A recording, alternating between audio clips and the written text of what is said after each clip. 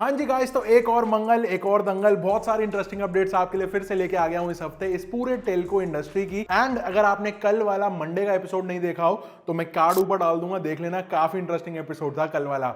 आज की जो पहली अपडेट आती है वो आती है एमएनपी के रिलेटेड एंड बेसिकली एमएनपी के रूल्स में थोड़ा सा ट्राई ने फेरबदल कर दिया है। सीन ऐसा है कि अभी तक क्या हो रहा था, काफी सारे फ्रॉडस्टर्स ऐसे निकल के आ रहे थे जो स्विम स्वैपिंग के अंदर इन्वॉल्व थे या फिर सिम को रिप्लेस करके फटाफट से एमएनपी करके जा रहे थे। तो ट्राई ने बोला नहीं भाई, ऐसा नहीं चलेगा। सिम अगर स्वैप करवा रहे हो या रिप्लेस करा रहे हो तो फटाफट से एमएनपी करा के दूसरे ऑपरेटर में जाना, ये कुछ बात समझ नहीं आ रही। तो अब नया रूल अप्लाई हो गया है, 1 जुलाई 24 से एप्लीकेबल हो जाएगा सभी के लिए। एंड सीन ऐसा है कि जो यूपीसी पोर्टिंग कोड आता है ना, वो लेने के लिए एक रिक्वायरमेंट और बढ़ा दी गई है एमएनपी रूल्स के अंदर कि लास्ट 7 दिनों के अंदर आपकी सिम स्वैप या फिर रिप्लेस नहीं होनी चाहिए। तो ये थोड़ा सा बेटर हो गया जेन्युइन यूजर्स के लिए एंड फ्रॉडस्टर्स के लिए, थोड़ा सा मामला ढीला कर दिया है। अगली अपडेट जियो की तरफ से है। जियो के वाइस प्रेसिडेंट सामने आए एंड इन्होंने ट्राई को बोला कि भैया इंडिया के ऊपर थोड़ा ध्यान दो। यहाँ की पब्लिक का अगर आप स्पेक्ट्रम पर सब्सक्राइबर देखोगे तो वो लोएस्ट है इन द वर्ल्ड।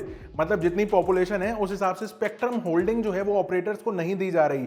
तो इसीलिए जियो रिक्वेस्ट कर रहा है कि अपकमिंग जो स्पेक्ट्रम के ऑक्शंस होने वाले हैं उसके अंदर थोड़ी सी कैपेसिटी बढ़ाई जाए, थोड़ी सी वॉल्यूम बढ़ाई जाए, जिससे हर ऑपरेटर ज्यादा से ज्यादा स्पेक्ट्रम को होल्ड कर पाए एंड अपने यूजर्स को ज्यादा बेटर सर्विसेज दे पाए। जियो ने यहाँ पे रिपीटेडली फाइबर कट होने के ऊपर भी थोड़ा मेंशन करा। फाइबर जो घर के बाहर हमारी कट हो जाती है वो नहीं, बल्कि जो अंडर सी केबल्स में बार बार फाइबर कटिंग की प्रॉब्लम्स आ रही हैं, कोई तो है जो बार बार काट के भाग जा रहा है। तो जियो कह रहा है कि भाई उनको पकड़ो और उनको पनिश करो, क्योंकि ऐसे पूरा इंफ्रा के ऊपर इफेक्ट पड़ता है। हालांकि पीछे रेड सी केबल के अंदर भी इंडिया की कुछ कनेक्टिंग केबल्स वहां पर डिस्ट्रॉय की गई थी किसी अननोन ऑर्गेनाइजेशन या फिर बंदों के द्वारा, लेकिन कौन था वो अभी तक पकड़ में नहीं आ पाया। लेकिन सिचुएशन इंडिया की हाल फिलहाल काबू में आ गई थी। इंटरेस्टिंग बात ये है कि सीओएआई ने डीओटी को ये भी बोला कि भाई बहुत सारा ना टेलको का जो इक्विपमेंट्स है वो भी चोरी हो जाता है मार्केट से एंड देन बिकने चला जाता है ग्रे मार्केट के अंदर। काफी सारी वेबसाइट्स ऐसे हाईलाइट हो गए हैं जहां पे ये इक्विपमेंट्स बिक रहे हैं। कंपनीज के जो वेबसाइट्स हैं उनमें से कुछ नाम है ईबे, अलीबाबा, टेलीफ्लाई, सीकर 816, डोरफा ट्रेड एंड एक्सेट्रा। तो बोला गया कि इन सारी वेबसाइट्स को भी भाई ब्लॉक किया जाए, क्योंकि ये गलत काम को प्रमोट कर रहे हैं ना। लेकिन ओवरऑल मुझे इन सब में बात सिर्फ एक ही सही लगी कि अंडर सी केबल्स के अंदर जो बार बार गलत तरीके से उसको काट के इंफ्रा को डिस्ट्रॉय करने की कोशिश की जा रही है, उसके ऊपर गवर्नमेंट का सबसे ज्यादा ध्यान होना चाहिए। आपको क्या लगता है नीचे कमेंट करके बता देना। अगली अपडेट वी की तरफ से है एंड वी ने ऐसा बताया कि अगले कुछ ही सालों के अंदर ये 40% अपना रेवेन्यू जो है वो 5G से करेंगे। एंड ऐसा इन्होंने बोला एक इन्वेस्टर के साथ में जो मीटिंग होती है ना, अनाउंसमेंट होती है, उसमें बोला। शायद फंड रेज के लिए ऐसी बड़ी बड़ी बातें करनी पड़ती है, नहीं अभी किया नहीं ना मैंने। अब इनका तर्क ये है कि हम लेट हो गए हैं 5G लाने में, इसीलिए हमारा 5G जो टेक्नोलॉजी यूज कर रहे हैं वो लेटेस्ट है, तो हमको डेफिनेटली बहुत बड़ा एडवांटेज मिलने वाला है। ऑल्सो एक प्लस पॉइंट इन्होंने ये बोला कि इनका 90% जो 4G इंफ्रास्ट्रक्चर है ना वो 5G कंपैटिबल ऑलरेडी ये लोग कर चुके हैं।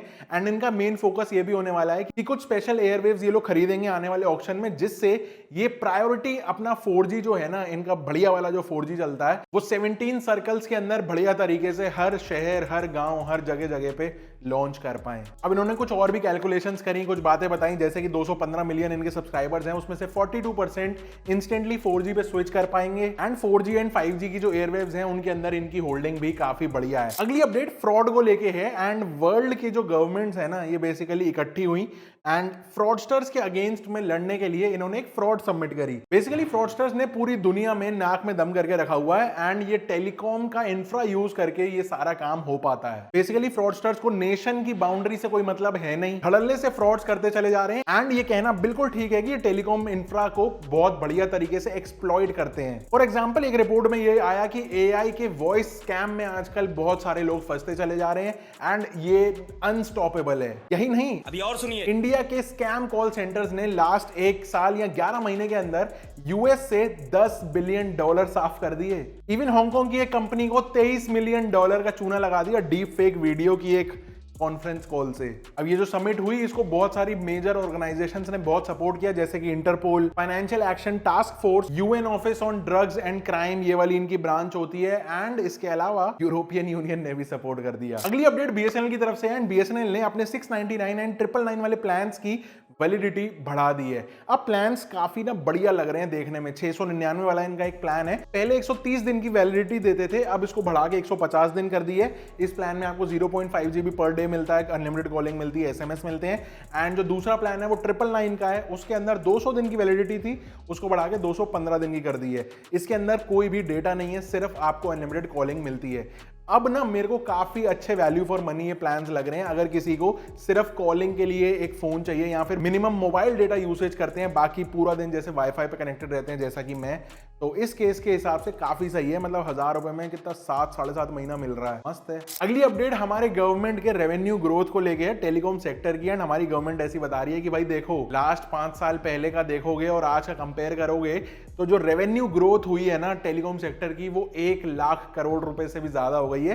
एंड गवर्नमेंट उसका पूरा क्रेडिट अपने आप को देती है, ये बोल के कि देखो हमने कितने सारे रिफॉर्म्स लेके आए जिसकी वजह से ये पॉसिबल हो पाया।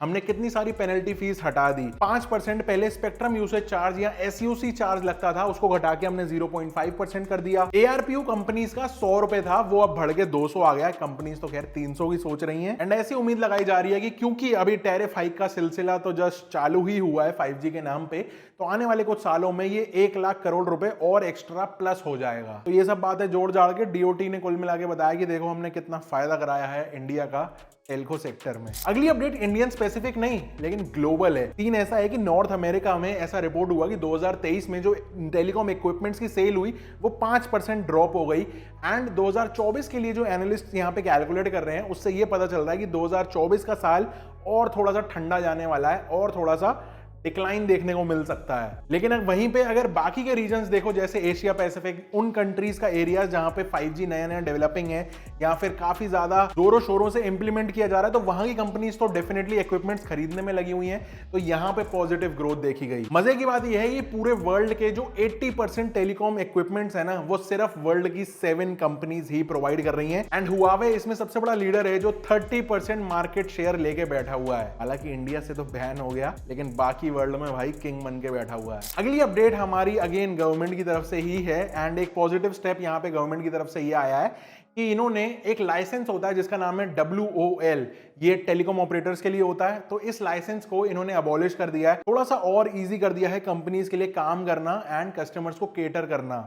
अब जो लाइसेंस है उसका नाम है WOL, वायरलेस ऑपरेटर लाइसेंस। तो 11 मार्च को डिपार्टमेंट ने एक नोटिफिकेशन देते हुए WOL for unified licence, national long distance, international मतलब ILD, GMPCS, VSAT, बहुत सारी चीजों के लिए ये जो लाइसेंस यूज होता था उसको रद्द कर दिया, रिमूव कर दिया है। हालांकि कोई भी कंपनी अगर एक अपना ट्रांसमिशन सेंटर बना रही है एंड वहां से एयरवेव्स आगे भेजना चाहती है, तो उसको मिनिमम जो लाइसेंस है इंडियन टेलीग्राफ एक्ट का वो होना चाहिए। उसके अलावा ये जो एक्स्ट्रा वाले लाइसेंसेस थे, जाहिर है टेलकोस को इससे काफी फायदा होगा। एंड COAI ने भी यही बोला कि भाई ये काफी एक सराहनीय स्टेप है गवर्नमेंट का कि थोड़ा सा और बिजनेस करने में इजी ये लोग कर पाए। तो ये कुछ था आज के सारे अपडेट्स। आई होप आपको पसंद आए हो। अगर आए हो तो वीडियो को लाइक कर देना, सब्सक्राइब कर देना चैनल को। And I will see you in the next one. Till then stay safe, stay sarcastic, see you, take care and good bye.